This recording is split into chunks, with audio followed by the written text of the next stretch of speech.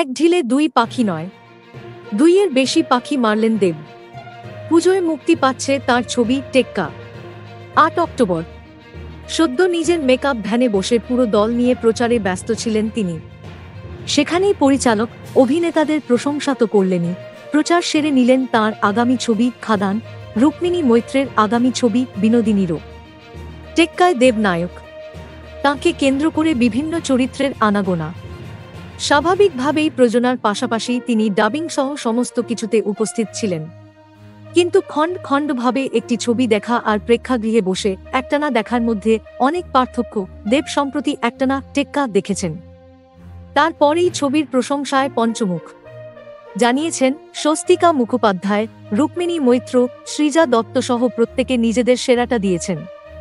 সেরার সেরা পরিচালক খোদ। তাঁর কাজ ১০০ পাওয়ার মতো। স্বস্তিকার একাধিক ছবি দেব আগে দেখেছেন, কিন্তু টেক্কা দেখে তাঁর মনে হয়েছে ইরা স্বস্তিকাকে তিনি সকলের চেয়ে এগিয়ে রাখবেন।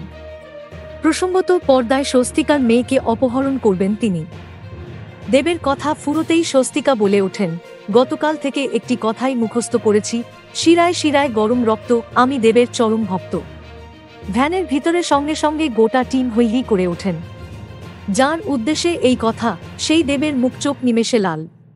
হাসি দিয়ে সেই লজ্জা ঢাকার আপ্রাণ চেষ্টা তাঁর দেখে সৃজিত সেদিকে সবার নজর ঘোরাতেই দেবের ছদ্ম কটাক্ষ। নিশ্চয়ই এতে সৃজিত মুখোপাধ্যায়ের অস্বস্তি হচ্ছে না। সৃজিতের পাল্টা ইঙ্গিত সামনে বসা রুক্মিণীর দিকে। তবে পরিচালক যতই টিপ্পনি কাটুন, রুক্মিণী কিন্তু ঠান্ডা মাথায় সবটা সামলেছেন। বুদ্ধি করে বল ঠেলেছেন সৃজার কোর্টে।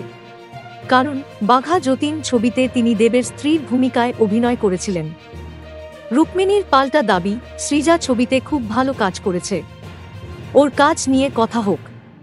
দেব শুধু স্বস্তিকার প্রশংসা করেই থামেননি। তার দাবি, ২২শে শ্রাবণের পর সৃজিত যত থ্রিলার বানিয়েছেন তার মধ্যে সেরা টেক্কা। একটানা ছবি দেখার পর এটাই মনে হলো। প্রযোজক হিসাবে আমি খুশি। তাঁর এও মত। আগামী দিনে সৃজিতের সঙ্গে তিনি এই ধারার ছবি বানাবেন। দেব মুক্তকণ্ঠে প্রশংসা করেছেন রুক্মিণীরও। তার বিশ্লেষণ, রুক্মিণীকে সুযোগ পেলেই বকে দিই, কিন্তু ও খুবই পরিশ্রমী। এই ছবিতে ওর যা অভিনয় সেটা অনেক কাল দর্শক মনে রাখবেন। একটু থেমে আরও যোগ করেছেন, টেক্কা হল রুক্মিণীর খাদান। নায়িকার আরও একটি ছবি বিনোদিনীকেও এক্ষেত্রে পিছিয়ে রাখছেন। দেব কথা বলতেই হৈ হৈ করে উঠেছেন সৃজিত। ছন্ন অনুযোগের সুর তাঁর গলায়। জানতে চাইলেন, একটি ছবির প্রচারে এসে এই সুযোগে বাকি ছবিরও কি প্রচার সারছেন প্রযোজক। Thank you so much for watching our videos. Please do like, share and subscribe our channel.